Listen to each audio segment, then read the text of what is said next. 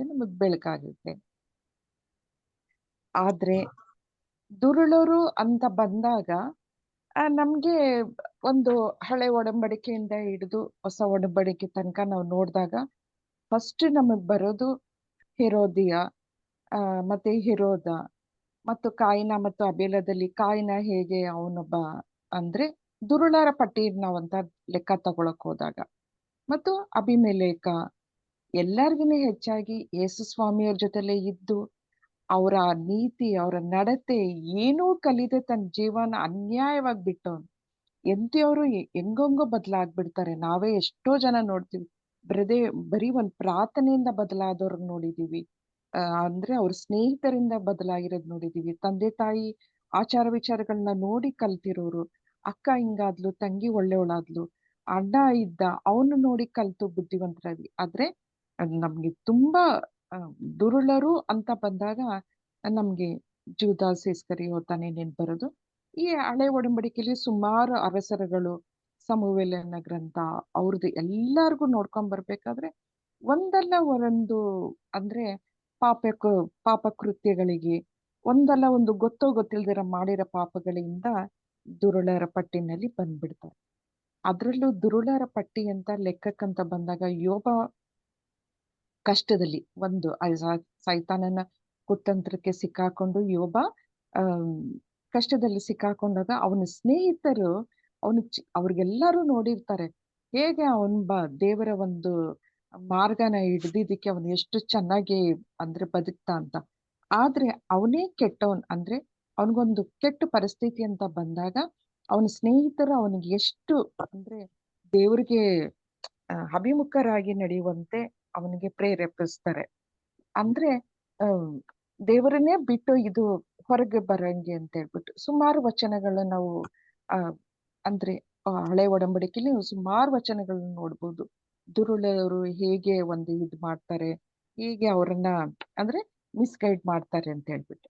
ಆದ್ರೆ ನಾವು ದುರುಳರು ಅಂತ ಹೇಳಿದಾಗ ಅವ್ರದ್ದು ಕೆಲವು ನಾವೇ ಪವಿತ್ರ ಪವಿತ್ರಾತ್ಮ ದತ್ತವಾದ ಸತ್ಫಲಗಳು ಹಾಗೂ ದೇಹದ ದುಷ್ಫಲಗಳು ಅಂತ ಬಂದಾಗ ದುರುಳರದು ಒಂದೊಂದು ವಿಶೇಷತೆ ಏನಿರ್ತದೆ ಅಂತ ನಾವು ನೋಡ್ಬೇಕಾದ್ರೆ ಅವ್ರು ಹೇಗೆ ಅಂದ್ರೆ ಆ ದುಷ್ಫಲಗಳನ್ನ ಅವ್ರದ್ದು ಆ ಅವ್ರ ನೀತಿ ಅಂದ್ರೆ ಅವ್ರ ಜೀವನನ ಹೆಂಗೆ ಇದ್ ಮಾಡ್ಕೊಂಡಿರ್ತಾರೆ.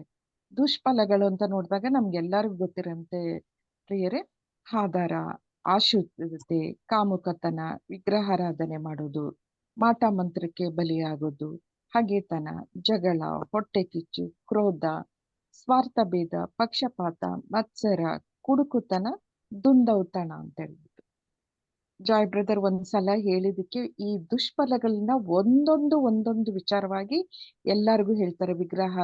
ಅದ್ರಲ್ಲೂ ಮೇನ್ ದುರುಳರು ಒಂದು ಹೆಂಗೆ ಅವ್ರಿಗೆ ಕೆಡಕ ದಾರಿ ಹಿಡಿತಾರೆ ಅನ್ನೋದಕ್ಕೆ ನಮ್ಮ ಪ್ರಕಾರ ವಿಗ್ರಹ ಆರಾಧನೆ ಮಾಡೋದು, ಅಶುದ್ಧತೆ, ಅಂದ್ರೆ ಕ್ರೋಧಕ್ಕೆ ಸ್ವಾರ್ಥಭೇದ ಎಲ್ಲ ಮಾಡಿದಾಗ ನಾವು ಹೇಗೆ ಇದನ್ನ ನಮ್ಮ ಜೀವನದಲ್ಲಿ ನಾವು ಅಳವಡಿಸ್ಕೊಂಡಾಗ ಹೇಗೆ ಕೆಟ್ಟತನನ ಒಂದಲ್ಲ ಮಾಡ್ಕೊಂಡು ಹೋಗ್ತೀವಿ ಅಂತ. ಈ ದುರುಳರಿಂದ ಕೆಡಕು ಅಂತ ಬಂದಾಗ 1-4 ನಮ್ಗೆ ಆ ವಚನಗಳು ಹೇಳ್ತಿರ್ತಾರೆ. ಜಿನುಗುಟ್ಟುತ್ತಿಹದು ಪಾಪವು ದುಷ್ಟನ ಮನದಲ್ಲಿ, ದೇವ ಭಯವೇ ಇಲ್ಲ ಅವನ ಕಣ್ಣೆದುರಿನಲ್ಲಿ, ಬಯಲಿಗೆ ಬಾರದು ನಿನ್ನ ದೋಷವು ನಿನಗದು ಕೇಡು ತರದು, ಇಂತುಲಿದು ಆ ಪಾಪದ ಜಿನುಗು ಅವನನ್ನು ವಂಚಿಸುತ್ತಿಹದು, ಅವನ ಕೀಳು ಬಾಯಿಯ ತುಂಬ ಕೇಡು ಕಪಟ, ಸನ್ಮತಿ ಸತ್ಕಾರ್ಯಗಳನ್ನು ಬಿಟ್ಟೇ ಬಿಟ್ಟ, ಆಲೋಚಿಸುತ್ತಿಹನು ಅಕ್ರಮವನ್ನು ಹಾಸಿಗೆಯಿಂದಲೇ, ಹೇಸನು ದುಷ್ಕೃತ್ಯಕ್ಕೆ ಮುನ್ನೋಗುವನು ದುರ್ಮಾರ್ಗದಿಂದಲೇ ಅಂತ. ಆ ರೀತಿ ಅಂತ ಬಂದಾಗ ಅಂದ್ರೆ ಇದ್ರಲ್ಲೇ ಗೊತ್ತಾಗುತ್ತೆ ಪಾಪು ದುಷ್ಟನ ಮನದಲ್ಲಿ ಅವ್ನಿಗೆ ದೇವ ಭಯನೇ ಇರಕ್ ಹೋಗೋದಿಲ್ಲ ಅಂತ ಹೇಳಿದ್ರೆ ನಾವು ಎಷ್ಟೊಂದು ವಚನದಲ್ಲಿ ರೋಮನೇರಿಗೆ ಬರೆದ ಪತ್ರಗಳಲ್ಲಿ ನಾವು ಸುಮಾರು ವಚನಗಳು ನಮಗ್ ಸಿಕ್ಬಿಡಿದೆ. ಮಾನವ ಕುಲದ ಮಲಿನತೆ ಅಂತ ಹೇಳಿದಾಗ ರೋಮನೇರಿಗೆ ಬರೆದ ಪತ್ರ 1 ಮತ್ತೆ ಈ 1-29 ತನಕ ಒಂದ್ಸಲ ನಾವು ಆಮೇಲೆ ಓದ್ಕೊಬಹುದು. ಅದ್ರಲ್ಲಿ ಎಷ್ಟೊಂದು ವಚನಗಳು ಅಕ್ರಮ ನಡೆಸಿ ಇದು ಕಾಮಾಭಿಲಾಷೆಗೆ ಬಿಟ್ಟಾಗ ಅವರು ದೇವ ಜ್ಞಾನವನ್ನು ತಿರಸ್ಕರಿಸಿ ದೇವರು ಅವರನ್ನು ಅಶೀಲ ನಡವಳಿಕೆಗೆ ಅಂದ್ರೆ ಅದಕ್ಕೂ ಒಂದು ದೇವರಿಗೆ ನಾವು ದೇವರು ನಮ್ಮನ್ನು ಕೆಡುಕು ದಾರಿಗೆ ಬಿಟ್ಬಿಟ್ಟ, ದೇವರು ನಮ್ಗೆ ಹೇಗೆ ಪಾಪದ ಕೃತ್ಯಗಳಿಗೆ ಅಂತ ಹೇಳಿ ನಾವು ದೇವರಿಗೆ ಒಂದು ವಿರೋಧವಾಗಿ ಮಾತಾಡೋ ಇದ್ರಲ್ಲಿ ಅವರು ತಮಗಿದ್ದ ದೇವರ ಜ್ಞಾನವನ್ನು ತಿರಸ್ಕರಿಸ್ರಿಂದ ಆ ದೇವರು ಅವರನ್ನು ಅಶೀಲ ನಡವಳಿಕೆಗೆ ಬಿಟ್ಟಾಗ ಎಲ್ಲ ದುಷ್ಫಲಗಳು, ಅನ್ಯಾಯ, ಅಕ್ರಮ, ದುರಾಶೆ, ದುರ್ನಡತೆ ಅವರಲ್ಲಿ ತುಂಬಿಕೊಂಡವು ಅಂತೇಳಿ 29 ತನಕನೂ ಆ ಮಾನವ ಕುಲದ ಮಲಿನತೆಯಲ್ಲಿ ನಾವು ದುರುಳರ ಒಂದು ಕೆಡುಕುತನ ಹೇಗೆ ಇದೆ ಅಂತ ಹೇಳ್ಬಿಟ್ಟು ನೋಡ್ಬೋದು. ಅದೇ ಮತ್ತೆ ರೋಮನರಿಗೆ ಬರೆದ ಪತ್ರ 3:11ರಲ್ಲಿ ದೇವರೊಡನೆ ಸತ್ಸಂಬಂಧಿತರು ಯಾರು ಅಂತ ಹೇಳ್ಬೇಕಾದ್ರೆ ಅದ್ರಲ್ಲಿ 12ರಿಂದ 18 ತನಕನೂ ನಾವು ನೋಡ್ಕೋಬಹುದು. ಸರಿದರು ದೂರ ದೇವರಿಂದ ದೂರ, ದಾರಿ ತಪ್ಪಿ ನಡೆದರೆಲ್ಲರೂ ಬಲು ದೂರ, ಒಳಿತನ್ನು ಮಾಳ್ಪಲ್ಲೋರುವರನ್ನು ಇಲ್ಲ, ಅವರ ಗಂಟಲೆ ತೆರೆದ ಸಮಾಧಿಯಾಗಿದೆ, ನಾಲಿಗೆಗಳಲ್ಲಿ ಮರೆ ಮೋಸ ತುಳುಕುತ್ತಿದೆ, ತುಟಿಯ ಕಂಪನದಲ್ಲಿ ಘೋರ ವಿಷವಿದೆ, ಶಾಪ ಕೋಪ ಅವರ ಬಾಯಲ್ಲಿ ತುಂಬಿದೆ, ಕಾಲು ಕೆರೆದು ನಿಂತಿಹರು ರಕ್ತಪಾತಕ್ಕೆ, ನಾಶ ಪರಿವಿನಾಶ ಅವರು ಹೋದಡೆ, ಶಾಂತಿ ಪಥವನ್ನು ಅರಿಯರವರು, ಅವರೆದೆಯಲ್ಲ ದೇವ ಭಯವು. ಅಂದ್ರೆ ಈಗ ನಾವು ಇದ್ರಲ್ಲಿ ನೋಡ್ತೀವಲ್ಲ, ಪಾಪನ ದುಷ್ಟನ ಮನದಲ್ಲಿ ಅಂತ ಹೇಳ್ಬೇಕಾದ್ರೆ ಅವರ ದೇವ ಭಯ ಅನ್ನೋದೇ ಇಲ್ಲ ಅಂತ ಹೇಳ್ಬಿಟ್ಟು ರೋಮನರಿಗೆ ಬರೆದ ಪತ್ರದಲ್ಲಿ ಮತ್ತೆ ನಾವು 2ನೇ ತಿಮೋತಿನಲ್ಲೂ ಓದ್ಬೇಕಾದ್ರೆ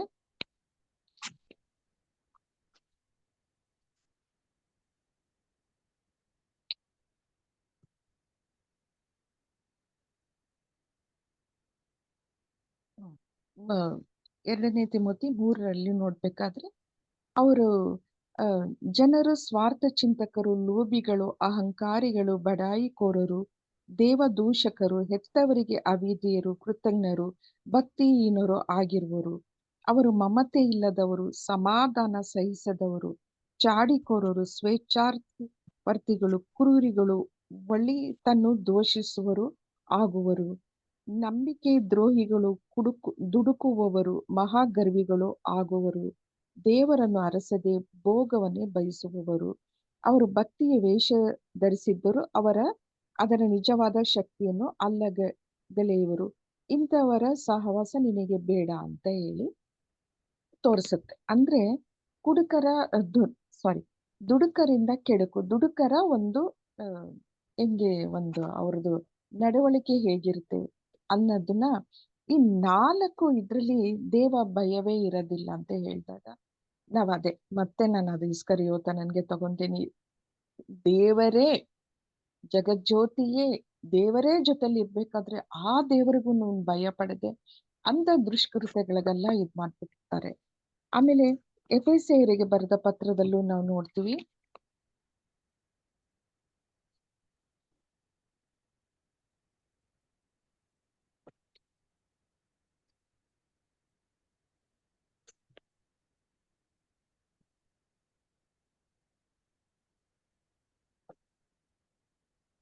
ನಾಲ್ಕು 18ರಿಂದ ನಾವು 19 ತನಕ ನೋಡ್ಬೇಕಾದ್ರೆ ಅವರ ಮನಸ್ಸಿಗೆ ಕತ್ತಲು ಕವಿದಿರುತ್ತದೆ, ಅವರು ಅಜ್ಞಾನಿಗಳು, ಕಠಿಣ ಹೃದಯಗಳು ಆಗಿರುವುದರಿಂದ ದೇವರು ಕೊಡುವ ಜೀವಕ್ಕೆ ಹೊರತಾಗಿದ್ದಾರೆ, ಲಜ್ಜೆಗೆಟ್ಟವರಾಗಿ ದುರುಚ್ಚೆಗಳಿಗೆ ಮಾರು ಹೋಗುತ್ತಾರೆ, ಅಶುದ್ಧ ಕಾರ್ಯಗಳಲ್ಲಿ ನಿರತರಾಗಿರುತ್ತಾರೆ.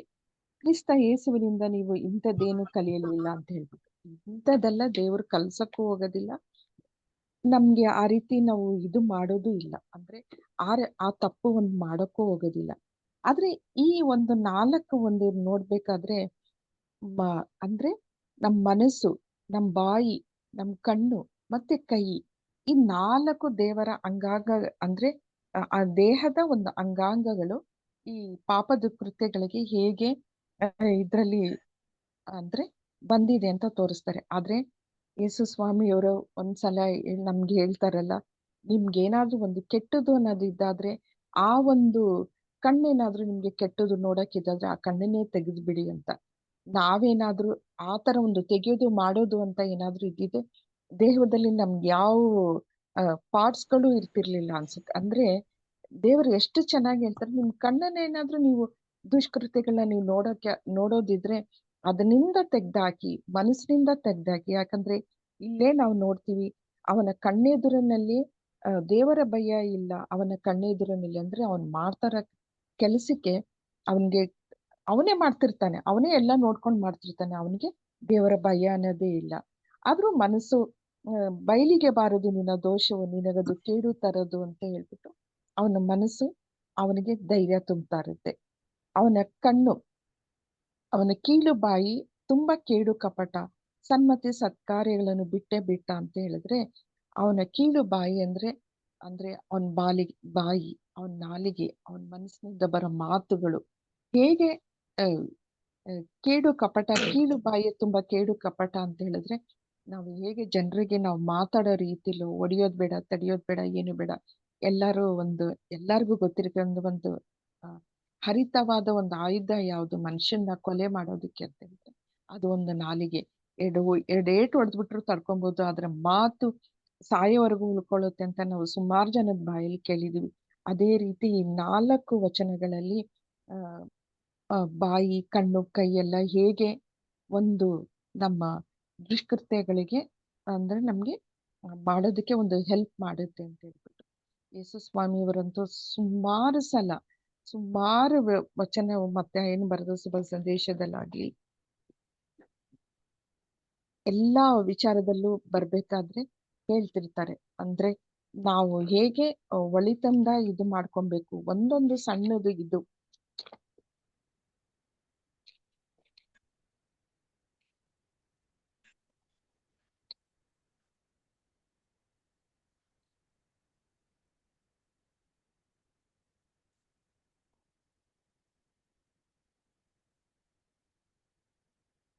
ಮತ್ತಾಯನು ಬರೆದ ಶುಭ ಸಂದೇಶ 5:27 14 ತನಕನು ನಾವು ನೋಡ್ಬೇಕಾದ್ರೆ ಅದ್ರಲ್ಲಿ ನಿಮ್ಗೆ ಅದೇ ಒಂದು ವೈಭಿಚಾರ ಮಾಡಕೂಡದು, ಪರಸ್ತ್ರೀಯನ್ನು ಕಾಮ ದೃಷ್ಟಿಯಿಂದ ನೋಡುವ ಪ್ರತಿಯೊಬ್ಬನು ಹೃದಯದಲ್ಲಿ ಹಾಕಿಡುವನೆ, ಆಗಲೇ ವೈಭಿಚಾರ ಮಾಡಿದವನೇ ಆಗುತ್ತಾನೆ. ನಿನ್ನ ಬಲಗಣ್ಣು ನಿನಗೆ ಪಾಪಕ್ಕೆ ಕಾರಣವಾದರೆ ಅದನ್ನು ಕಿತ್ತೆಸಿ ಬಿಡು. ಅಂಗ ನಾಶವಾಗುವುದೇ ಲೇಸು. ನಿನ್ನ ಬಲೆಗೆ ನಿನ್ನೆ ಪಾಪಕ್ಕೆ ಕಾರಣವಾದರೆ ಅದನ್ನು ಕತ್ತರಿಸಿ ಬಿಡು. ನೀನು ಇಡೀ ದೇಹ ನರಕದ ಪಾಲಾಗುವುದಕ್ಕಿಂತ ಒಂದು ಅವಯವ ನಾಶವಾಗುವುದು ಎಷ್ಟೋ ಮೇಲು ಅಂತ ಹೇಳ್ಬಿಟ್ಟು. ಎಷ್ಟು ವಿಚಾರಗಳು ಕೋಪ ಕೊಲೆಗೆ ಮೂಲ ಅಂತ ಹೇಳಿ ಈ ದುಷ್ಫಲಗಳು ಎಷ್ಟು ಇರ್ತದೆ. ಅದಕ್ಕೂ ಒಂದೊಂದಕ್ಕೂ ನಾವು ಅಂದ್ರೆ ಒಂದೊಂದಕ್ಕೂ ನಾವೇನಾದ್ರೂ ಮನ್ಸಿಗೆ ತಗೊಂಡ್ರೆ ಈಗ ಮಾಟ ಮಂತ್ರ ಆಗ್ಲಿ, ಹಗಿತನ ಆಗ್ಲಿ, ಜಗಳ ಆಗ್ಲಿ, ಹೊಟ್ಟೆಕಿಚ್ಚಾಗ್ಲಿ ಅದೆಲ್ಲನೂ ಒಂದಲ್ಲ ಒಂದು ಈ ದುರುಳರ ಒಂದು ಪಟ್ಟಿಗೆ ನಮ್ಮನ್ನು ಸೇರಿಸ್ಬಿಡುತ್ತೆ. ಈ ದುಷ್ಫಲಗಳನ್ನೆಲ್ಲ ಬಿಟ್ಟು ಪರಿಶುದ್ಧವಾಗಿ ಬಾಳೋದಕ್ಕಂತ ಹೇಳಿ ಈ ಒಂದು ವಿಚಾರ ನಮ್ದಿರ್ಲಿ. ಮತ್ತೆ ನಾವು 5ರಿಂದ ನಿನ್ನ ಆದ್ರೂ ದಾವಿದನು ನೆಕ್ಸ್ಟ್ ಈ ತರ ಎಲ್ಲ ಹೇಳಿ ಈ ಮನಸ್ಸು, ಈ ಬಾಯಿ, ಈ ಕಣ್ಣು ಹೇಗೆ ಈ ಮಾಡೋ ಕುತಂತ್ರಗಳಿಂದ ನನ್ನ ಮನಸ್ಸು ಮಾತಾಡೋದ್ರಿಂದ ನನ್ನ ಕೈ ಹೇಗೆ ಕೆಟ್ಟ ಕಾರ್ಯಗಳನ್ನು ಮಾಡುವುದರಿಂದ ನನ್ನ ಮನಸ್ಸು ಹೀಗೆ ಎಷ್ಟು ಚೆನ್ನಾಗಿ ಇದೊಂದು ಲೈನ್ ಇದೆ ಅಂತ ಹೇಳಿದ್ರೆ ನಾವು ಎಷ್ಟೋ ಸಲ ನಾವು ಮಾಡ್ಬೇಕಾದ್ರೆ ಕೆಲಸಗಳಲ್ಲಿ ಬಯಲಿಗೆ ಬಾರದು ನಿನ್ನ ದೋಷವನ್ನು ನಿನಗದು ಕೇಡು ತರದು ಅಂತ ಅವನನ್ನು ಮನಸ್ಸಲ್ಲಿ ನಾವು ಹೇಳ್ಕೊಂಡ್ರೆ ಅದು ಒಂದು ಹೇಳ್ತಿರ್ತಾರೆ ಬೇಕ ಕಣ್ ಮುಚ್ಕೊಂಡು ಹಾಲು ಕುಡಿದ್ರೆ ಗೊತ್ತಾಗದೇ ಇಲ್ಲ ಅಂತ ಹೇಳ್ಬಿಟ್ಟು ಆ ತರ ನಾವೇ ಮಾಡೋ ತಪ್ಪುಗಳಿಗೆ ಎಲ್ಲದಕ್ಕೂ ನಾವೇ ಒಂದು ಸಮಜಾಯಿಷಿ ಹೇಳ್ಕೊಂಡ್ಬಿಡ್ತೀವಿ. ಏನಾದ್ರೂ ಒಂದ್ ಸುಳ್ಳು ಹೇಳಿದ್ರೆ ಅವ್ರ ಮನ್ಸಿಗೆ ನೋವಾಗ್ಬಾರ್ದು ಅಂತ ನಾನೊಂದ್ ಸುಳ್ಳು ಹೇಳ್ದೆ. ಇಲ್ಲ ಅಂದ್ರೆ ನಿಜ ಹೇಳಿದ್ರೆ ಅವರು ತಡ್ಕೊಂತಾ ಇರ್ಲಿಲ್ಲ, ಮಾಡ್ತಿರ್ಲಿಲ್ಲ ಅಂತ. ಈ ಒಂದು ಏನಕ್ಕೆ ಕದಿಯಕ್ ಹೋದೆ ಅಂದ್ರೆ ಇದಕ್ಕೆ ಕಳ್ತನ ಅಂತ ಏನಿರ್ಲಿಲ್ಲ. ಅದೊಂದ್ ಬೇಕಾಗಿತ್ತು ಅದಕ್ಕೆ ಅಂತ ಹೇಳಿ. ಎಷ್ಟೋ ಜನ ನಾವು ಇದ್ರಲ್ಲೇ ನೋಡ್ಕೊಂತೀವಿ. ಯಾವೊಂದು ಅವ್ರು ಮಾಡೋ ತಪ್ಪಿಗೆ ಅವರು ಹೌದು ನಾನ್ ಮಾಡ್ದೆ ಅಂತ ಒಪ್ಕೊಳ್ಳೋದಿಲ್ಲ. ಸಾಲದಕ್ಕೆ ನಾವು ಈಗ್ಲೇ ಎಷ್ಟೊಂದ್ ಸಲ ನೋಡ್ತೀವಿ. ಈ ಕೋರ್ಟು ಕಚೇರಿ ಅದು ಇದು ಅಂತೆಲ್ಲ ಮಾಡ್ಕೊಂಡು ಗೊತ್ತಿರುತ್ತೆ ಅವ್ರು ಮಾಡಿರೋ ಪಾಪಗಳು. ಆದ್ರೂನು ಅದನ್ನ ನಾನ್ ಮಾಡಿಲ್ಲ ಅನ್ನೋದಕ್ಕೆ ಅವ್ರು ಮಾಡಿಲ್ಲ ಅಂದಕ್ಕೆ ಒಬ್ಬ ವಾದ ಮಾಡೋದು, ಇನ್ನೊಬ್ಬ ನಾನ್ ಮಾಡೇ ಇಲ್ಲ ಅಂತ ಸತ್ಯ ಭಾಷೆ ಮಾಡ್ಕೊಂಡು ಹ್ಮ್ ಮನ್ಸಿಗೆ ಅಂತ ಹೇಳಿದ್ರೆ ದೇವ ಭಯವಿಲ್ಲದೆ ಹೇಗೆ ಈ ದುರುಳರಿಂದ ಕೆಡಕು ಅಂತ ಹೇಳೋ ಪಟ್ಟಿನಲ್ಲಿ ಅವ್ರು ಸೇರ್ಕೊಂತಾರೆ ಅಂತ ನಾವು ನೋಡ್ತೀವಿ ಪ್ರಿಯರೇ. ನೆಕ್ಸ್ಟು 5 ನೋಡ್ಬೇಕಾದ್ರೆ ನಿನ್ನ ಪ್ರೀತಿ ಪ್ರಭು ಚುಂಬಿಸುತ್ತಿಹದು ಗಗನವನ್ನು, ನಿನ್ನ ಸತ್ಯವು ಮುಟ್ಟುತ್ತಿಹದು ಮೇಘ ಮಂಡಲವನ್ನು, ನಿನ್ನ ನೀತಿ ಸುರಗಿರಿಯಂತೆ ನಿನ್ನ ನ್ಯಾಯ ಮಹಾಸಾಗರದಂತೆ, ಮಾನವರನ್ನು ಪಶು ಪ್ರಾಣಿಗಳನ್ನು ಪ್ರಭು ಸಲುವೆ ರಕ್ಷಕನಂತೆ. ನಿನ್ನ ಅಚಲ ಪ್ರೀತಿ ಹೇ ದೇವ ಎಷ್ಟು ಅಮೂಲ್ಯ. ನಿನ್ನ ಅಕ್ಕರೆಯ ರೆಕ್ಕೆಗಳಲ್ಲಿ ಮಾನವರಿಗಿದೆ ಆಶ್ರಯ ಅಂತ ಹೇಳ್ಬಿಟ್ಟು. ಅಂದ್ರೆ ದಾವೀದನೇ ಹೇಳ್ತಾ ಇದ್ದಾರೆ. ನಿನ್ನ ಪ್ರೀತಿ ಪ್ರಭು, ನಿನ್ನ ಸತ್ಯವೂ ಮುಟ್ಟುತ್ತಿ ಹೋದು. ನೀತಿ ಸುರಗಿರಿ, ನೀತಿ, ಸತ್ಯ, ಪ್ರೀತಿ. ಅದು 3 ಇದನ್ನ ನಾವು ದೇವರು ತೋರಿಸಿರೋ ಈ ಸತ್ಯ, ಈ ಪ್ರೀತಿ, ಈ ನೀತಿಯಂತೆ ನಾವು ಅವ್ರದ್ದು ಅಂದ್ರೆ ಎಷ್ಟು ಮೇಘಮಂಡಲ ಅಂತ ಹೇಳಿ ಸತ್ಯವು ಮೇಘಮಂಡಲವನ್ನು ಮುಟ್ಟುತ್ತಿರೋದು. ನಿನ್ನ ನ್ಯಾಯ ಮಹಾಸಾಗರದಂತೆ ಅಂತ ಹೇಳ್ಬಿಟ್ಟು. ನನಗೆ ಒಂದ್ಸಲ ನ್ಯಾಯ ಮಹಾಸಾಗರದಂತೆ ಹೇಳ್ದಾಗ ಅಂದ್ರೆ ಒಂದು ತೊಟ್ಟಕ ನೀರೋ, ಒಂದು ಲೋಟ ನೀರೋ ಆ ತರ ಅಲ್ಲ. ಮಹಾಸಾಗರದಂತೆ ಅಂದಾಗ ದೇವರು ಎಷ್ಟೊಂದ್ ಸಲ ನಮ್ಮ ಮಾಡಿರೋ ಪಾಪಗಳಿಗೆ ಕ್ಷಮೆ, ಕ್ಷಮೆ, ಕ್ಷಮೆ ಅಂತ ಕೊಟ್ಟು, ಕೊನೆಗೆ ನಮ್ಮ ಪಾಪಗಳಿಗೋಸ್ಕರ ಅವರು ಪ್ರಾಣನೇ ತ್ಯಾಗ ಮಾಡಿದಂತ ಅಂತ ಮಹಾಸಾಗರ, ಅಷ್ಟು ದೊಡ್ಡ ಹೃದಯ ಅಂತ ಅವ್ರದ್ದು. ಅವರ ಪ್ರೀತಿ ಪ್ರಭು ಚುಂಬಿಸುತ್ತಿರುವ ಗಗನವನ್ನು ಅಂತ ಹೇಳಿದಾಗ, ಅವ್ರೆಷ್ಟು ನಮ್ಮನ್ನು ಪ್ರೀತಿಸ್ತಾರೆ. ಅವ್ರೆಷ್ಟು ನಮ್ಗೆ ಮೊನ್ನೆ ಜಾಯ್ ಬ್ರದರ್ ಹೇಳಿದ್ರು. ಬರೀ ಅವ್ರು ಮಾಡಿರೋ ನಮ್ಗ್ ಬಂದಿರೋ ಕಷ್ಟಗಳನ್ನೇ ಹೇಳ್ಕೊಂತ ಹೋಗ್ಬಾರ್ದು. ಒಂದು ಸಲ ನಿಮ್ ಮನಸ್ಸಲ್ಲಿ ಅವ್ರು ಮಾಡಿರೋ ಅಂದ್ರೆ ಅವ್ರು ಕೊಟ್ಟಿರೋ ವರದಾನಗಳನ್ನ, ಅವ್ರು ನಮ್ಮನ್ನ ಎಷ್ಟು ಪ್ರೀತಿಸ್ತಾರೆ ಅನ್ನೋದನ್ನ ಅಂತ ಹೇಳ್ದಾಗ, ಬರೀ ನಾನ್ ದೇವ್ರ ಮೇಲೆ ದೇವ್ರು ನನಗೆ ಹಂಗ್ ಮಾಡ್ಬಿಟ್ರು, ಹಿಂಗ್ ಮಾಡ್ಬಿಟ್ರು ಅಂತ ಹೇಳೋ ಮನ್ಸಿಗೇನೆ ಹೌದಲ್ವಾ ಅಂತ ಒಂದ್ಸಲ ಅನ್ಸ್ತು. ಎಷ್ಟು ನಾವು ಬರೀ ಕಷ್ಟಗಳು ಬಂದಾಗ ದೇವರಿಗೆ ದೂಷಣೆ ಅಂತ ಮಾಡ್ಕೊಂಡು ಹೋಗ್ತೀವಿ. ಆದ್ರೆ ಅವ್ರ ಪ್ರೀತಿ ಪ್ರಭು ಚುಂಬಿಸುತ್ತಿರುವುದು ಗಗನವನ್ನು ಅಂತ ಹೇಳಿದಾಗ, ಅದ್ರಿಗಿನ್ನ ಮೇಲ್ಪಟ್ಟದ್ದೇನಾದ್ರೂ ಇತ್ತು ಅಂದ್ರೆ ಆ ರೀತಿ ಒಂದು ಇದಿರುತ್ತೆ. ನೆಕ್ಸ್ಟ್ ಅವರ ತೃಪ್ತಿ ನಿನ್ನ ಮಂದಿರದ ಸಮೃದ್ಧಿಯಿಂದ, ಅವರ ಪಾನೀಯ ನಿನ್ನ ಸಂಭ್ರಮ ಪ್ರವಾಹದಿಂದ. ನಿನ್ನಲ್ಲಿದೆ ಜೀವದ ಬುಗ್ಗೆ ನಿನ್ನ ಬೆಳಕಿನಿಂದ ಬೆಳಕೆಮೆಗೆ ಅಂತ ಬಂದಾಗ, ದೇವರಿಂದ ಬೆಳಕು ಅಂದ್ರೆ ಇದೊಂದು ಅಪೋಸಿಟ್ ವರ್ಡ್ ತರ. ದುರುಳರಿಂದ ಕೆಡಕು, ದೇವರಿಂದ ಬೆಳಕು. ದೇವರಿಂದ ಬೆಳಕು ಅಂತ ಬಂದಾಗ ನಾವು ಒಂದ್ಸಲ ಪ್ರಿಯರೇ, ನಾವು ಹೇಗೆ ದುರುಳರು ಅನ್ನೋ ಪಟ್ಟಿಗೆ ಇಷ್ಟು ಜನಕ್ಕೆ ನಾವು ಹೆಸರು ತಗೊಂಡ್ಬಿಟ್ಟ ಹೆರೋದಿಯ, ಕಾಯಿನ, ಅಬಿಮೆಲೆಕ, ಅವರು ಇವರು ಎಲ್ಲಾರು ಅಂತ ಹೇಳಿದಾಗ, ನಮ್ಗೆ ದೇವರಿಂದ ಬೆಳಕು ಅಂತ ಬಂದಾಗ ನಾವು ಸತ್ಪುರುಷರ ಅವರು ಹೆಣ್ಮಕ್ಳೇ ಆಗಿರ್ಲಿ, ಗಂಡ್ಮಕ್ಳೇ ಆಗಿರ್ಲಿ, ಅವ್ರ ಹೆಸರುಗಳನ್ನು ತಗೊಳ್ಳೋ ಒಂದು ದಿವಸ ಅಂದ್ರೆ ಈ ವಚನಗಳನ್ನು ಹೇಳ್ಬೇಕಾದ್ರೆ ಅವ್ರನ್ನೆಲ್ಲಾನು ನಾವು ಜ್ಞಾಪಿಸ್ಕೊಬೇಕು. ಎಷ್ಟು ಸಂತರು, ಎಷ್ಟು ಅಂದ್ರೆ ದೇವರ ಒಂದು ಬೆಳಕಿನಿಂದ ಆ ಮಾರ್ಗದಲ್ಲಿ ಅವರು ನಡೆದು, ಹೇಗೆ ಅವರು ಅಂದ್ರೆ ದೇವರ ಬೆಳಕಲ್ಲಿ ನಡೆದ್ರು ಇವತ್ತು ಸಂತರಾಗಿ ದೇವರದೇ ಒಂದು ಸತ್ಫಲಗಳನ್ನ ಅವಲಂಬಿಸಿರೋದಕ್ಕೆ, ಅವರೊಂದು ಸಂತರಾಗಿ ಬಾಳೋದಕ್ಕೆ, ಒಳ್ಳೆಯ ದಾರಿಲಿ ನಡೆಯೋದಕ್ಕೆ ಒಂದು ದಾರಿ ಆಯ್ತು ಸತ್ಫಲಗಳು. ಪ್ರೀತಿ, ಆನಂದ, ಶಾಂತಿ, ಸಮಾಧಾನ, ಸಹನೆ, ದಯೆ, ಸದ್ಗುಣ, ಪ್ರಾಮಾಣಿಕತೆ, ಸೌಜನ್ಯ, ಸಂಯಮ. ನಾವು ಅಹಂಕಾರಿಗಳಾಗಿರ್ಬಾರ್ದು, ಒಬ್ಬರನ್ನೊಬ್ಬರು ಕೆಣಕಬಾರದು, ಹೊಟ್ಟೆ ಕಿಚ್ಚು ಪಡಬಾರದು ಅಂತ ಹೇಳ್ಬಿಟ್ಟು ಅದರಲ್ಲಿ ತೋರಿಸುತ್ತೆ. ಆದ್ರೆ ದೇವರಿಂದ ಬೆಳಕು ಅಂತ ಬಂದಾಗ ಒಂದು ಪಂಚ್ ಡೈಲಾಗ್ ಅಂತ ಬರೋದು ಯಾವುದು ಅಂದ್ರೆ, ಯೋಹಾನನು ಬರೆದ ಶುಭ ಸಂದೇಶದಲ್ಲಿ 8:12ರಲ್ಲಿ ನಾನೇ ಜಗಜ್ಯೋತಿ, ನನ್ನನ್ನು ಹಿಂಬಾಲಿಸುವವನು ಕತ್ತಲಲ್ಲಿ ನಡೆಯುವುದಿಲ್ಲ, ಜೀವದಾಯಕ ಜ್ಯೋತಿ ಅವನಲ್ಲಿ ಇರುತ್ತದೆ. ಮತ್ತಾಯನು ಬರೆದ ಶುಭ ಸಂದೇಶ 5:14ರಲ್ಲಿ ಜಗತ್ತಿಗೆಲ್ಲ ನೀವೇ ಜ್ಯೋತಿ ಅಂತ. ಮತ್ತೆ ಯೋಹಾನನು ಬರೆದ ಇದರಲ್ಲಿ, ಕೇಡನ್ನು ಮಾಡುವವನಿಗೆ ಬೆಳಕು ಕಂಡರೆ ಆಗೋದು, ತನ್ನ ದುಷ್ಕೃತ್ಯಗಳು ಬಯಲಾಗಬಾರದೆಂದು ಅವನು ಬೆಳಕಿನ ಬಳಿಗೆ ಸುಳಿಯುವುದೂ ಇಲ್ಲ, ಸತ್ಯಸಂಧನಾದರೂ ಬೆಳಕಿನ ಬಳಿಗೆ ಬರುತ್ತಾನೆ ಅಂತ ಹೇಳಿ, ಇದು ಒಂದೊಂದು ಬೆಳಕಿನ ವಿಚಾರ ಅಂತ ಬಂದಾಗ ದೇವರದು ಹೇಗೆ ನಮ್ಮ ಬಾಳಲ್ಲಿ ಬೆಳಕಾಗಿ ಬರ್ತಾನೆ ಅಂತ ಹೇಳ್ಬಿಟ್ಟು ಅದ್ರಲ್ಲಿ ಯೇಸು ಸ್ವಾಮಿಯವರು ಇಷ್ಟು ಚೆನ್ನಾಗಿ ಒಂದು ಹೇಳ್ತಾರಂದ್ರೆ, ನನಗೆ ತುಂಬಾ ಇಷ್ಟ ಆಗಿದ್ದು ಇದೊಂದು ವಾಕ್ಯ. ನಾನೇ ಜಗಜ್ಯೋತಿ, ನನ್ನನ್ನು ಹಿಂಬಾಲಿಸುವವನು ಕತ್ತಲಲ್ಲಿ ನಡೆಯುವುದಿಲ್ಲ, ಜೀವದಾಯಕ ಜ್ಯೋತಿ ಅವನಲ್ಲಿ ಇರುತ್ತದೆ ಅಂತ ಹೇಳಿ. ನಾವು ಆದಿಕಾಂಡದಲ್ಲಿ ನೋಡ್ಬೇಕಾದ್ರೆ ಒಂದರಲ್ಲಿ ದೇವರು ಬೆಳಕಾಗಲಿ ಅಂತ ಹೇಳಿದಾಗೆ ಬೆಳಕಾಯಿತು ಅಂದಾಗ ಆ ಬೆಳಕೆ ಯೇಸು ಸ್ವಾಮಿಯವರು. ಆ ಆ ಬೆಳಕನ್ನ ಯೇಸು ಸ್ವಾಮಿಯವರು ತಾವೇ ಅವ್ರ ಬಾಯಲ್ಲಿ ಹೇಳ್ಕೊಂತಾರೆ, ನಾನೇ ಜಗಜ್ಯೋತಿ ಅಂತ ಹೇಳ್ಬಿಟ್ಟು. ಕೀರ್ತನೆ 119 ಅದರಲ್ಲಿ 105 ಅದ್ರಲ್ಲಿ ಅವರು ದಾವೀದನು ಹೇಳ್ತಾನೆ, ನಿನ್ನ ವಾಕ್ಯ ನನಗೆ ದಾರಿ ದೀಪ, ನನ್ನ ಕಾಲಿನ ನಡಿಗೆಗೆ ಕೈ ದೀಪ ಅಂತ ಹೇಳ್ಬಿಟ್ಟು. ಕೀರ್ತನೆ 18:28ರಲ್ಲಿ ಹೊತ್ತಿಸುವ ಪ್ರಭೆ ನೀ ಎನ್ನ ಬಾಳಿನ ದೀಪವನ್ನು ಕತ್ತಲನ್ನು ನೀಗಿಸಿ ಜ್ಯೋತಿ ಬೆಳಗುವನ ದೇವನು ಅಂತ. ಅದರಲ್ಲಿ ಬೆಳಕಲ್ಲೇ ಒಂದು ಎಲ್ಲ ಒಂದು ಬೆಳಕನ ವಿಚಾರಗಳನ್ನೇ ಒಂದು ಇದಂತ ಬರುತ್ತೆ. ಅದ್ರಲ್ಲೂ 27ರಲ್ಲಿ ಬ್ರದರ್ ಅವತ್ತು ನನ್ಗೆ ಹೇಳಿದ್ರು, ಈ ಒಂದು ಕೀರ್ತನೆನ ನೀವು ಪದೇ ಪದೇ ಓದ್ಕೊಂಡು ಅದೊಂದು 2 ಲೈನ್ನ ಇವತ್ತೆಲ್ಲ ಧ್ಯಾನ ಮಾಡಿ ಅಂತ. ಯಾವುದು? ನನಗೆ ಬೆಳಕು ನನಗೆ ರಕ್ಷೆ ಪ್ರಭುವೆ ನಾನಾರಿಗೂ ಅಳುಕನು, ನನ್ನ ಬಾಳಿಗಾದರ ಪ್ರಭುವೆ ನಾನಾರಿಗೂ ಅಂಜೆನು ಅಂತ ಹೇಳಿ. ಅಂದ್ರೆ ನನಗೆ ಬೆಳಕು ನನಗೆ ರಕ್ಷೆ ಅಂತ ಹೇಳ್ಬಿಟ್ಟು ಕತ್ತಲಲ್ಲಿ ಒಂದೊಂದು ಇದೇ ವಚನಗಳಲ್ಲಿ ನಾವು ನೋಡ್ತೀವಿ. ಕೆಡುಕನಿಗೆ ಕತ್ತಲೆ ಅಂದ್ರೇನೆ ಬೆಳಕಂದ್ರನೇ ಆಗೋದಿಲ್ಲ. ಯಾಕಂದ್ರೆ ಅವ್ನು ಮಾಡೋ ಕೃತ್ಯಗಳೆಲ್ಲ ಅಂದ್ರೆ ಕತ್ತಲಲ್ಲೇ ಮಾಡಿ ಮುಗಿಸಿರ್ತಾನೆ ಅಂತ ಹೇಳ್ಬಿಟ್ಟು.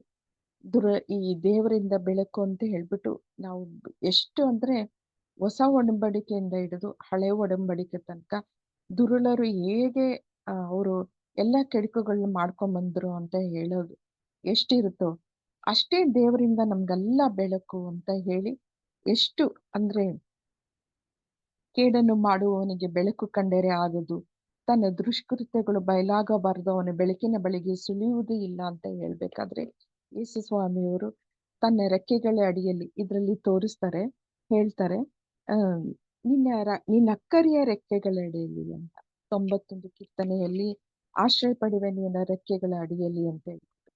ಇಲ್ಲಿರುತ್ತೆ ನಿನ್ನ ಅಕ್ಕರಿಯ ರೆಕ್ಕೆಗಳಲ್ಲಿ, ನಿನ್ನ ಅಕ್ಕರಿಯ ರೆಕ್ಕೆಗಳ ಅಡಿಯಲ್ಲಿ ಅಂತ ಹೇಳಿ. ಎಷ್ಟು ಚೆನ್ನಾಗಿ ಒಂದೊಂದು ಪದನು ಅಂತ ಹೇಳಿ ಬೆಳಕು ದೇವರಿಂದ ನಮಗ್ ಬರೋ ಬೆಳಕು ಅಂತ ಹೇಳಿದ್ರೆ, ಬೆಳಕಂದ್ರೆ ಬರೀ ಲೈಟಿಂಗ್ ಅಂತ ಅಷ್ಟೇ ಅಲ್ಲ. ದೇವ್ರು ಕೊಡೋ ಒಂದೊಂದು ವಚನನೂ ನಮ್ಗೆ ದಾರಿದೀಪ. ದೇವ್ರು ಕೊಡೋ ಒಂದೊಂದು ಅವರು ಈ ಸತ್ಯವೇದದಲ್ಲಿ ಬರೋ ಒಂದೊಂದು ಪದನು ನಮ್ ಜೀವನಕ್ಕೆ ಒಂದು ಬೆಳಕೆ. ಆದ್ರಿಂದ ದುರುಳಿನಿಂದ ಕೆಡುಕು ಅಂತ ಹೇಳ್ಬಿಟ್ಟು ನಾವು ಎಲ್ಲಾ ತರಾನು ನೋಡಿದೀವಿ. ಮೊದ್ಲು ಅಂದ್ರೆ ಆಗನಿಂದ ಹಿಡಿದು ಇದನ್ ತನಕ ಆ ದಾರಿನ ಹಿಡಿದವರು, ಆ ದುಷ್ಫಲಗಳನ್ನು ಅನುಸರಿಸಿದವರು ಹೇಗೆ ಹಾಳಾಗೋದು, ಸತ್ಫಲಗಳನ್ನು ಅನುಭವಿಸೋದವ್ರು ಎಷ್ಟು ದೇವರ ಸನ್ನಿಧಿಗೆ ಅಂತ ಹೇಳಿ. ಅದೇ ಮತ್ತೆ ನಾನು ಅದನ್ನೇ ಹೇಳ್ತೀನಿ, ನಾವು ಹೇಗೆ ಸತ್ಫಲಗಳನ್ನ ಇದು ಮಾಡಿ ದೇವರ ಬೆಳಕಲ್ಲಿ ನಡೆದು ದೇವರ ಒಂದು ಬಲ್ಪಾಶದಲ್ಲಿ ಕುತ್ಕೊಳ್ಳೋ ಒಂದು ಅವಕಾಶನ ನಾವು ಗಿಟ್ಟಿಸ್ಕೊಬಹುದು ಅಂತ ಹೇಳ್ಬಿಟ್ಟು ಈ ಕೀರ್ತನೆಗಳಲ್ಲಿ ಎಲ್ಲಾ ಕಡೆನೂ ಸ್ಟಾರ್ಟಿಂಗ್ ಎಲ್ಲಾ ಇದಿರುತ್ತೆ. ಅಂದ್ರೆ ಈ ಕೆಡುಕುಗಳು ದುರುಳರಿಂದ ಹಿಡಿದು ಅವ್ರು ಮಾಡಿದ ಅನ್ಯಾಯಗಳು ಎಲ್ಲ ತೋರಿಸ್ತಾರೆ. ಆದ್ರೆ ಕೊನೆಯಲ್ಲಿ ದೇವರಿಂದ ನಮ್ಗೆ ಹೇಗೆ ಬೆಳಕು, ಹೇಗೆ ನಮ್ಗೆ ಒಂದು ಆಶೀರ್ವಾದ, ಹೇಗೆ ನಾವು ದೇವರು ನಮ್ಮನ್ನು ಪ್ರೀತಿಸ್ತಾರೆ, ನಾವು ಹೇಗ್ ಬಾಳ್ಬೇಕು, ಹೇಗೆ ನಾವು ದೇವರನ್ನ ಬಾಳಾಗಿ ಬೆಳಗ್ಬೇಕು, ಯಾವ ಕಾರಣಕ್ಕೂ ನಾವು ಕೇಡನ್ನು ಬಯಸಿ ಕತ್ತಲಲ್ಲಿ ಇರಬಾರ್ದು, ಜೀವನದಲ್ಲಿ ಬೆಳಕಾಗಿ ಬರ್ಬೇಕು ಅಂತ. ಈಗ ನೋಡ್ಬೋದು, ಈಗಾಗ್ಲೇ ಎಲ್ಲಾರ್ ಮನೇಲೂ ಕ್ರಿಸ್ಮಸ್ ಸ್ಟಾರ್ಸ್ಗಳನ್ನೆಲ್ಲ ಹಾಕೊಂಡ್ಬಿಟ್ಟವ್ರೆ. ಅಂದ್ರೆ ಆ ನಕ್ಷತ್ರದಂತೆ ಒಂದಲ್ಲ ಒಂದು ನಕ್ಷತ್ರದಲ್ಲಿ ಕೋಟ್ಯಾಂತರ ನಕ್ಷತ್ರಗಳಲ್ಲಿ ನಾವು ಇದ್ದಾಗಿ ಬೆಳಕಾಗಿ ನಾವು ನಮ್ಮ ಮನೇಲಿ ಬೆಳಗ್ಬೇಕು. ಯಾವ ಕಾಲಕ್ಕೂ ಯಾವ ಕಾರಣಕ್ಕೂ ನಮ್ಮ ಮನಸ್ಸು ಎಷ್ಟೇ ಇದು ಮಾಡಿದ್ರು ಯಾವ ಇದು ಪಾಪ ಕೃತ್ಯಕ್ಕೂ ನಾವು ಬಲಿಯಾಗದಂತೆ ಯೇಸು ಸ್ವಾಮಿಯವರ ಒಂದು ಪರಿಶುದ್ಧವಾದ ಅಂದ್ರೆ ಕ್ರೈಸ್ತರಾಗಿ ನೋಡಿದವರು ಇವು ಕ್ರೈಸ್ತರು ಅನ್ನೋ ಮಟ್ಟಿಗೆ ನಾವು ಪರಿಶುದ್ಧದಿಂದ ಬಾಳಿ ದೇವರು ಬೆಳಕು ನಮ್ಮ ಮೇಲೆ ಸದಾ ಬೆಳಗಲಿ ಅಂತ ಹೇಳಿ ಪ್ರಾರ್ಥಿಸ್ತೀನಿ.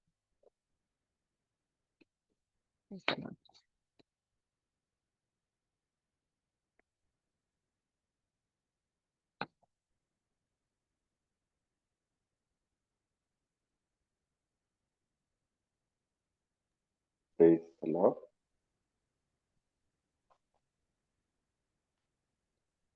Yeah. ಈ ಕೀರ್ತನೆಯಲ್ಲಿ ನಮ್ಗೆ 12 ವಾಕ್ಯಗಳಿವೆ. ಈ 12 ವಾಕ್ಯಗಳು ಸೃಷ್ಟಿಗಳ ಕ್ಲಿಯರ್ ಆಗಿ ನಮ್ಗೆ ಎಕ್ಸ್ಪ್ಲೇನ್ ಮಾಡಿದ್ದಾರೆ. ಇದರಲ್ಲಿ ಮೇನ್ ಆಗಿರೋದು ಏನಂದ್ರೆ ಜೀವನದ ಬುಗ್ಗೆ. ಅದೇ ಇದ್ರ ಹೆಡ್ಡಿಂಗ್ ಸಹ ಅಲ್ವಾ? ಹೆಡ್ಡಿಂಗ್ ಏನು? ದುರುಳಿಂದ ಕೆಡಕು, ದೇವರಿಂದ ಬೆಳಕು. 36. ಓಕೆ, ಯಾ. ಸೊ ಇದರ ಮೊದಲನೇ 4 ವಚನ ದುಷ್ಟರ ಪ್ರವೃತ್ತಿಗಳನ್ನು ಕುರಿತು ಇಲ್ಲಿ ಕ್ಲಿಯರ್ ಆಗಿ ನಮಗೆ ತೋರಿಸಿದ್ದಾರೆ. ಈಗ ಮೊದಲನೇ ವಚನ ನಾವು ಓದು. ಮೊದಲನೇ ವಚನ ಓದಿ. ಜಿನುಗುಟ್ಟುತ್ತಿಹದು ಪಾಪವು ದುಷ್ಟನ ಮನದಲ್ಲಿ, ದೇವ ಭಯವೇ ಇಲ್ಲ ಅವನ ಕಣ್ಣೆದುರಿನಲ್ಲಿ. ಅದರ ಒಂದು ಆಪೋಸಿಟ್ ಹೇಳಕ್ಕಾಗುತ್ತಾ ಕೆಜಿ ಸರ್? ಈ ಒಂದು ವಚನಕ್ಕೆ ಜಸ್ಟ್ ಆಪೋಸಿಟ್.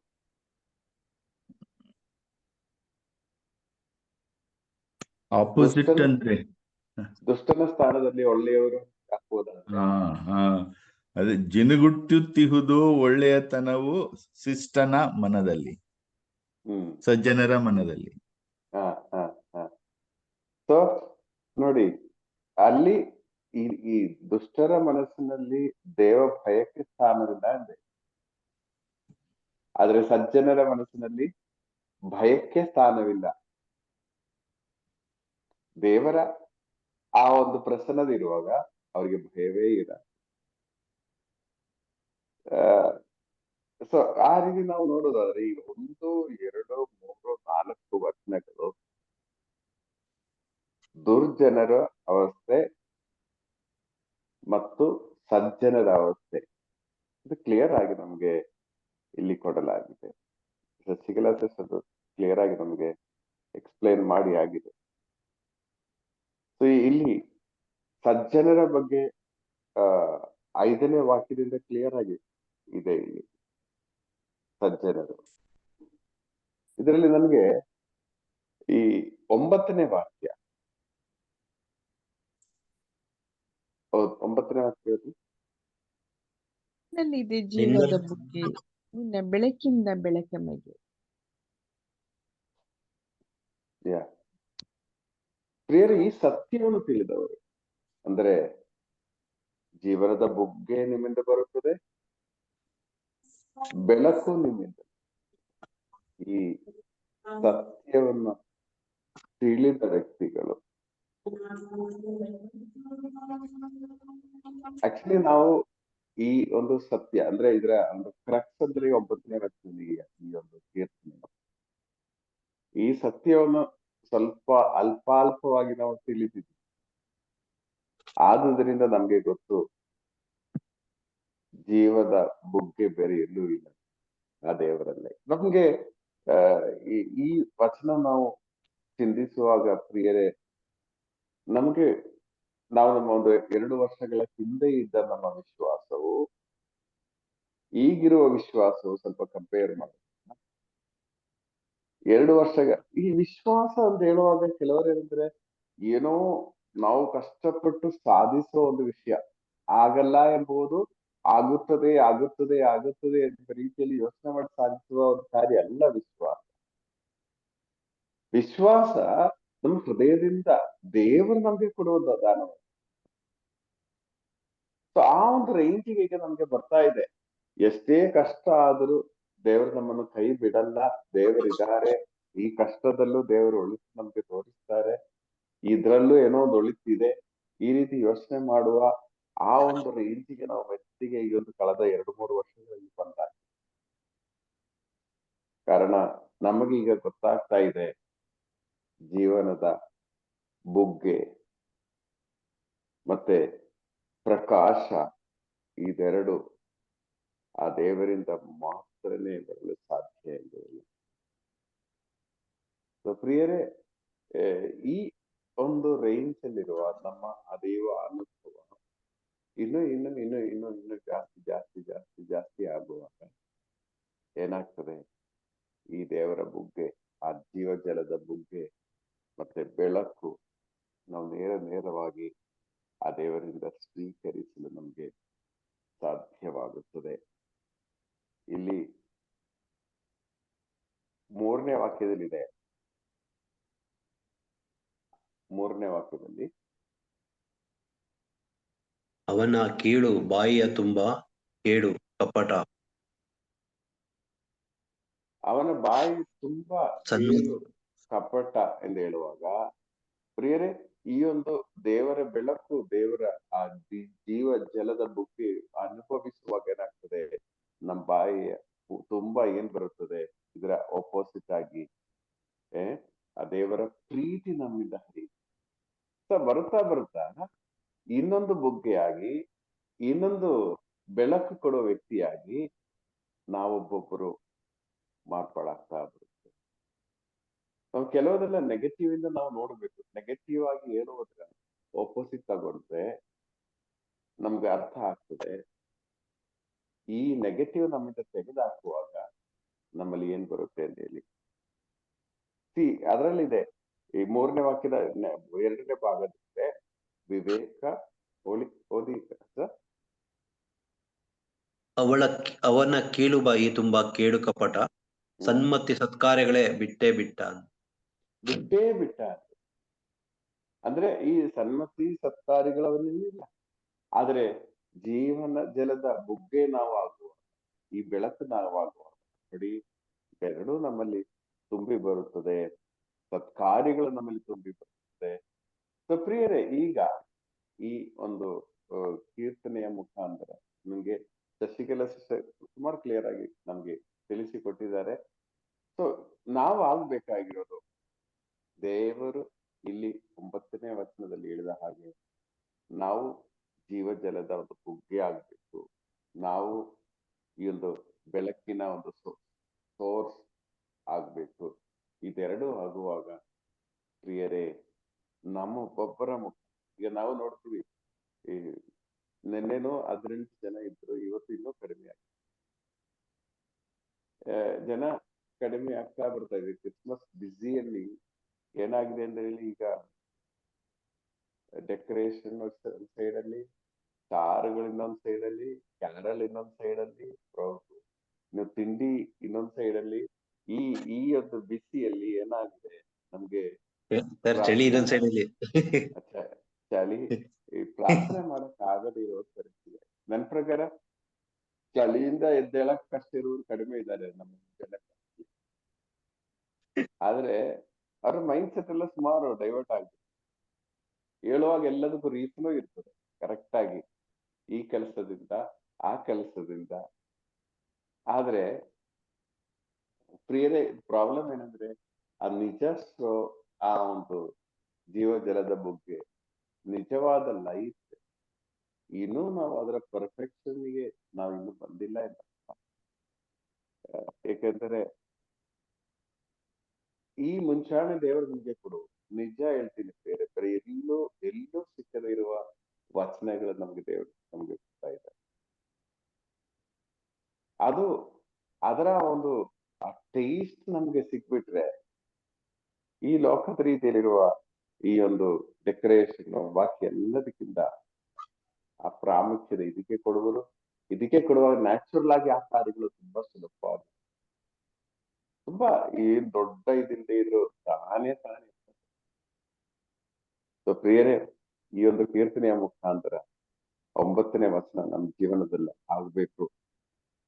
9ನೇ ವಚನ, ನಾನಾಗಬೇಕು ದೇವರ ಬುಗ್ಗೆ, ನಾನಾಗಬೇಕು ದೇವರ ಬೆಳಕು, ಅರ್ಶನಾಗಬೇಕು ದೇವರ ಬುಗ್ಗೆ, ಅರ್ಶನಾಗಬೇಕು ದೇವರ ಬೆಳಕು, ಶಶಿಕಲಶ ಆಗಬೇಕು ದೇವರ ಬುಗ್ಗೆ ಬೆಳಕು. ಈ ಒಂದು ರೀತಿಯಲ್ಲಿ ನಾವೆಲ್ಲರೂ ಈ ಒಂದು ದೇವರ ಬೆಳಕು, ದೇವರ ಬುಗ್ಗೆ ನಾವಾಗುವಾಗ ಬೇರೆ ನಮ್ಮಿಂದ ಈ ಕೃಪೆಗಳು ಸುರಿಯಲು ಪ್ರಾರಂಭ ಆಗ್ತದೆ. ಒಬ್ಬರ ಸ್ಥಾನದಲ್ಲಿ ನಾವು ಅನೇಕರು ಈ ಒಂದು ಬೆಳಕಾಗುವಾಗ ಅನೇಕರನ್ನು ದೇವರೆಡೆಗೆ ಇಲ್ಲದೆ ಇದ್ರೆ, ನಾವು ಈ ಒಂದು ಅವಸ್ಥಾಂತರವನ್ನು ನಮ್ಮಲ್ಲಿ ಬರದೇ ಇದ್ರೆ, ನಾವು ಯಾವಾಗಲೂ ಈ ಒಂದು 15, 16, 17ರಲ್ಲಿ ನಮ್ಗೆ ಒಂದು ಮಾತ್ರ ನಮ್ಗೆ ಫಿಕ್ಸ್ ಆಗಿದೆ, ಮ್ಯಾಕ್ಸಿಮಮ್ 20, 22 ಜನವರೆಗೆ, 23 ಜನವರೆಗೆ. ಇದೇನೋ ಗೊತ್ತಿಲ್ಲ, 3-4 ವರ್ಷದಿಂದ ಈ ಸ್ಟ್ಯಾಂಡಲ್ಲೇ ನಿಲ್ತಾ ಇದೆ. ಕಾರಣ ಏನಂದ್ರೆ, ನಾವುಗಳು ಬೆಳಕಾಗ್ತಾ ಇದೀವ, ನಾವುಗಳು ಜೀವಜಲದ ಮುಖ್ಯ ಆಗ್ತಾ ಇದೀವ? ಅದೊಂದು ದೊಡ್ಡ ಕ್ವಶನ್ ಮಾರ್ಕ್. ಸೊ ಪ್ರಿಯರೇ, ಈ ಒಂದು ಕೀರ್ತನೆ ನಾವು ಓದುವಾಗ ಇದು ನಮ್ಮ ಮನಸ್ಸಿನಲ್ಲಿರೋಣ. ಜೀವ ಜಲವು ನಾವಾಗಬೇಕು, ಜೀವವನ್ನು ಮುನ್ನಡೆಸುವ ಬೆಳಕು ನಾವಾಗಬೇಕು. Praise the Lord. KJ sir. Praise the Lord sir. Praise the Lord ಪ್ರಿಯರೇ. ಇಂದು ನಮಗೆ ಕೀರ್ತನೆ 36, ಇದರಲ್ಲಿ 12 ವಚನಗಳಿದೆ. ಇದನ್ನ ನಮ್ಮ ಶಶಿಕಲಾ ಸಿಸ್ಟರು ಸಮರ್ಥವಾಗಿ, ಅಚ್ಚುಕಟ್ಟಾಗಿ, ಅರ್ಥಗರ್ಭಿತವಾಗಿ ನಮಗೆ ವಿವರಿಸಿಕೊಟ್ಟಿದ್ದಾರೆ. ಬಹಳ ಆರಾಮಾಗಿ, ಕೂಲಾಗಿ ಅವರು ಇವತ್ತು ಮಾತನಾಡಿದ್ರು. ಅವರು ನಮಗೆ ದುರುಳರು ಅವರ ಒಂದು ಪಟ್ಟಿಯನ್ನ ಕೊಟ್ಟರು. ಇದು ಕಾಯಿನಿಂದ ಹಿಡಿದು ಜುದಾಸ್ ಇಸ್ಕಾರಿಯತ್ವರೆಗೂ. ಆಮೇಲೆ ಯೋಬನು ಕೂಡ ದುರುಳತನಕ್ಕೆ ಸಿಕ್ಕಿ ಹೇಗೆ ನಲುಗಿದ, ಮತ್ತೆ ಅವನ ಸ್ನೇಹಿತರು ಹೇಗೆ ದುರುಳರಾಗಿ ವರ್ತಿಸಿದ್ರು. ಸೊ ಆ ನಂತರ ಅವರು ನಮಗೆ ದುರುಳರ ದುಷ್ಫಲಗಳ ಬಗ್ಗೆ ನಮ್ಗೆ ತಿಳಿಸ್ಕೊಟ್ರು. ಸೊ ಅದರಲ್ಲಿ ಈಗ ಅತ್ಯಂತ ಕೆಟ್ಟದು ಅಂದ್ರೆ ವಿಗ್ರಹ ಆರಾಧನೆ ಅನ್ನೋದನ್ನು ತಿಳಿಸ್ಕೊಟ್ರು. ಮತ್ತೆ ರೋಮನರಿಗೆ ಬರೆದ ಪತ್ರದಲ್ಲಿ ಯೋಹಾನ ಶುಭ ಸಂದೇಶ, 2 ತಿಮೋತಿ, ಎಫೆಸರಿಗೆ ಬರೆದ ಪತ್ರ, ಹಾಗೆ ಮತ್ತಾಯ 5:14 ಹೀಗೆ ಅನೇಕ ಉದಾಹರಣೆಗಳನ್ನ ನೀಡಿ ನಮಗೆ ಇದನ್ನ ವಿವರಿಸ್ಕೊಟ್ಟಿದ್ದಾರೆ. ಒಟ್ಟಲ್ಲಿ ನಮಗೆ ಅರ್ಥ ಆಗಿದ್ದು ಎರಡೂ ಇದೆ ಪ್ರಪಂಚದಲ್ಲಿ, ಒಳ್ಳೆತನ ಕೆಟ್ಟತನ, ದುರುಳರು ಮತ್ತು ಸತ್ಪುರುಷರು. ಸೊ ಇದನ್ನ ನಾವು ಹೇಗೆ ಬ್ಯಾಲೆನ್ಸ್ ಮಾಡಬೇಕು? ಬ್ಯಾಲೆನ್ಸ್ ಮಾಡ್ಲಿಕ್ಕೆ ನಮ್ಗಿರೋದು ದೇವರ ಬೆಳಕು, ದೇವರ ಜೀವದ ಬುಗ್ಗೆ. ಸೊ ಇದನ್ನ ನಾವು ಆರಿಸ್ಕೊಂಡು ಅದರ ಪ್ರಕಾರ ನಾವು ನಡಿಬೇಕು. ಇದಕ್ಕೆ ನಮ್ಗೆ ದಾವೀದ ಆಗ್ಲೇ ನಮ್ಗೆ ತಿಳಿಸ್ಕೊಟ್ಟಿದ್ದಾನೆ. ದಾವೀದನು ಈ ಕೀರ್ತನೆಯನ್ನ ಬರೆದಿರೋದು ತನ್ನ ಯುವ ವಯಸ್ಸಿನಲ್ಲಿ ಬರೆದಿರುವ ಕೀರ್ತನೆ. ಅವನು ನೋಡ್ತಾನೆ ಸುತ್ತಮುತ್ತ ಇರ್ತಕ್ಕಂಥ ದುರುಳರನ್ನ, ಅವರಿಂದ ಅವನು ಪಾಠವನ್ನ ಕಲಿತಾನೆ. ನಾವು ಇತರ ದುರುಳತನವನ್ನ ನೋಡುವಾಗ, ದುಷ್ಟತನವನ್ನ ನೋಡುವಾಗ, ಕೆಡುಕನ್ನು ನೋಡುವಾಗ ಅದು ನಮ್ಗೆ ಪಾಠ. ನಾವು ಈ ರೀತಿ ಇರಬಾರ್ದು. ಎಷ್ಟೋ ಮನೆಯಲ್ಲಿ ಅಪ್ಪ ಕುಡುಕನಾಗಿ ಕೆಟ್ಟದಾಗಿ ವರ್ತಿಸಿದ್ರೆ ಮಕ್ಕಳು ಏನ್ ಮಾಡ್ತಾರೆ, ಅದಕ್ಕೆ ಆಪೋಸಿಟ್ ಆಗಿರ್ತಾರೆ. ಅಂದ್ರೆ ಇಂತಹ ಒಂದು ದುಷ್ಟತನ, ಅಪ್ಪನಿಂದ ಬಂದಂತ ಏನೇ ಕೇಡುಗಳು ಇನ್ನು ಮುಂದೆ ನಾವು ಮಾಡಬಾರದು, ಮಾಡಿದ್ರೆ ಏನೆಲ್ಲ ಆಗ್ತದೆ ಅನ್ನೋದು ಪಾಠವನ್ನ ಕಲಿಯೋರು ಇದ್ದಾರೆ. ಸೊ ಹಾಗಾಗಿ ದಾವೀದನು ಇತರರ ದುರುಳತನವನ್ನ ನೋಡಿ ತಾನು ಪಾಠವನ್ನ ಕಲ್ತ್ಕೊಂಡು ದೇವರನ್ನ ಆಶ್ರಯಿಸ್ತಾನೆ. ಸೊ ಇದು ನಮ್ಗೆ ಒಂದು ಪಾಠ. ನಾವು ಇತರರ ತಪ್ಪನ್ನು ನೋಡುವಾಗ, ಇತರರ ಕೆಟ್ಟತನವನ್ನ ನಾವು ನೋಡುವಾಗ ಅದು ನಮಗೆ ಪಾಠ ಆಗ್ಬೇಕು. ಅದಕ್ಕೆ ಜಾಯ್ ಬ್ರದರ್ ನಮ್ಗೆ ತಿಳಿಸ್ಕೊಟ್ಟಿದ್ದಾರೆ. ಇದರಲ್ಲಿ 2 ಭಾಗ, 1-4 ವಚನಗಳು ದುಷ್ಟರ ಪ್ರವೃತ್ತಿಗಳನ್ನ ನಮ್ಗೆ ತಿಳಿಸ್ಕೊಡ್ತದೆ. 5-9 ದೇವರ ಒಳಿತು, ದೇವರ ಬೆಳಕು ಮತ್ತು ಸಜ್ಜನರು ಮಾಡುವಂತಹ ಒಳಿತಿನ ಬಗ್ಗೆ ನಮ್ಗೆ ತಿಳಿಸ್ಕೊಡ್ತದೆ. ಮತ್ತೆ 10, 11, 12 ಸೊ ಗರ್ವಿಗಳಿಗೆ ಏನು ಸಿಗುತ್ತೆ, ಅವರಿಗೆ ಸಿಗುವಂತಹ ಪ್ರತಿಫಲ ಏನು ಅನ್ನೋದನ್ನ ತಿಳಿಸ್ಕೊಡ್ತಾ ಇದ್ದಾನೆ. ಒಟ್ಟಲ್ಲಿ ಈ ಒಂದು ಕೀರ್ತನೆ ನಮ್ಗೆ ಬೆಳಕನ್ನು ಕೊಡುವಂತ ಕೀರ್ತನೆ ಆಗಿದೆ. ಜಾಯ್ ಬ್ರದರ್ ಹೇಳಿದ್ರು 9ನೇ ವಚನವನ್ನ ನಾವು ಸರಿಯಾಗಿ ಅರ್ಥ ಮಾಡ್ಕೋಬೇಕು. ಅದರಲ್ಲಿ ನಮ್ಗೆ ಇವತ್ತು ಪಾಠ ಇದೆ. ದೇವರ ಜೀವದ ಬುಗ್ಗೆ ಮತ್ತು ದೇವರ ಬೆಳಕು ನಮ್ಮಲ್ಲಿ ಪ್ರತಿಫಲಿಸಬೇಕು. ನಾವು ಇತರರಿಗೆ ಜೀವದ ಬುಗ್ಗೆ ಆಗಬೇಕು, ಇತರರಿಗೆ ಬೆಳಕನ್ನ ನೀಡುವವರಾಗಬೇಕು. ಸೊ ಇವತ್ತಿಗೂ ಕೂಡ ನಮ್ಮ ಪ್ರಾರ್ಥನೆ ತಂಡ ಬೆಳೀತಾ ಇಲ್ಲ. ಎಷ್ಟು 3-4 ವರ್ಷಗಳಾದ್ರೂ ಆನ್ಲೈನಲ್ಲಿ ಇದ್ರೂ, ಕನ್ವೀನಿಯಂಟ್ ಆಗಿದ್ರು ಸಮಯ ಎಲ್ಲ, ಆದ್ರೂ ಇದಕ್ಕೆ ಎಂಟ್ರಿ ಆಗ್ಲಿಕ್ಕೆ ಜನರು ಬರ್ತಾ ಇಲ್ಲ. ಅಂದ್ರೆ ನಾವುಗಳು ಅವರಿಗೆ ಬೆಳಕನ್ನ ತೋರಿಸ್ತಾ ಇಲ್ಲ, ನಾವುಗಳು ಅವರಿಗೆ ಜೀವದ ಬುಗ್ಗಿಯಾಗಿ ಮಾದರಿಯಾಗಿ ನಿಲ್ತಾ ಇಲ್ಲ ಅನ್ನೋದು ಸ್ಪಷ್ಟ. ಜಾಯ್ ಬ್ರದರ್ ನಮ್ಗೆ ಹೇಳಿದ್ದಾರೆ, ಸೆಲ್ ಗ್ರೂಪ್ಗಳನ್ನ ಮಾಡಿ, ನಿಮ್ಮ ಸೆಲ್ ಗ್ರೂಪ್ಗಳನ್ನ ಮಾಡಿ ಅದರಲ್ಲಿ ನೀವು ಸಕ್ರಿಯವಾಗಿ ಮಾಡಿ ಬೆಳೆಸಿ ಅಂತೆಲ್ಲ ಹೇಳಿದ್ರು. ಆದ್ರೆ ಕೆಲವರೆಲ್ಲ ಮಾಡಿದ್ದಾರೆ. ಉದಾಹರಣೆಗೆ ನಾನು ಕೂಡ ಒಂದು ಸೆಲ್ಫ್ ಗ್ರೂಪ್ ಮಾಡಿದ್ದೀನಿ. ಆದ್ರೆ ಅದು ಸರಿಯಾಗಿ ನಿರ್ವಹಿಸ್ತಾ ಇಲ್ಲ, ಸರಿಯಾಗಿ ಬೆಳವಣಿಗೆ ಆಗ್ತಾ ಇಲ್ಲ. ಅದೇ ಕಾರಣ ನಮ್ಮಲ್ಲಿ ಈ ಪ್ರಾರ್ಥನಾ ತಂಡ ಬೆಳೆಯದೇ ಇರೋದಕ್ಕೆ. ಸೊ ಇವತ್ತು ಸ್ವಲ್ಪ ಇದನ್ನ ಸೀರಿಯಸ್ ಆಗಿ ನಾವು ಗಮನಿಸೋಣ. ಸೀರಿಯಸ್ ಆಗಿ ಇತರರನ್ನು ಕೂಡ ನಾವು ಪ್ರಾರ್ಥನಾ ತಂಡಕ್ಕೆ ಕರ್ತರ್ಲಿಕ್ಕೆ ನಾವು ಜೀವದ ಬುಗ್ಗಿ ಆಗೋಣ, ನಾವು ಬೆಳಕಿನ ಮೂಲ ಆಗೋಣ ಅನ್ನೋದು ಇವತ್ತು ಅರ್ಥ ಆಗಿದೆ. ಪ್ರೈಸ್ ದಿ ಲಾರ್ಡ್ ಪ್ರಿಯರೇ. Thank you.